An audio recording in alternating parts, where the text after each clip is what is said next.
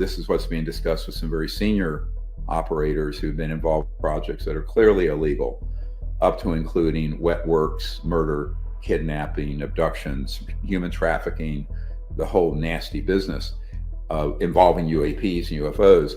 Those folks are, going to be able to be completely immunized so long as they disclose everything, and then also they need to name the people above them. So let's say you were a Navy SEAL somewhere on an operation. You can provide your information. This goes out. This means that your non-disclosure agreement is nullified. You can completely speak to this group and to me, notwithstanding that, because your non-disclosure agreement was predicated on a legal national security program. In reality, that was a sort of a head fake. It was a hoax.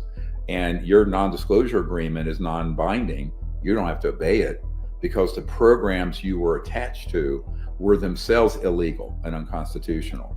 Therefore, there is no national security cover for them.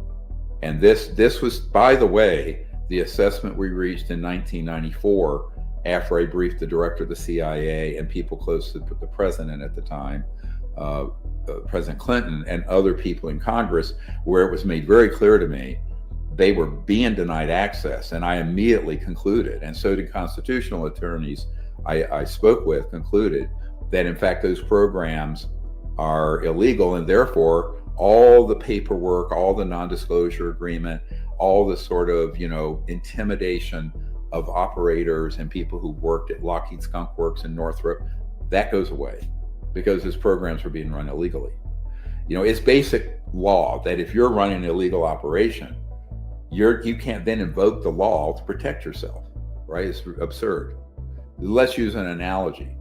Let's say you're, part of a mafia family and you're running a whole bunch of businesses and shell corporations doing criminal activity.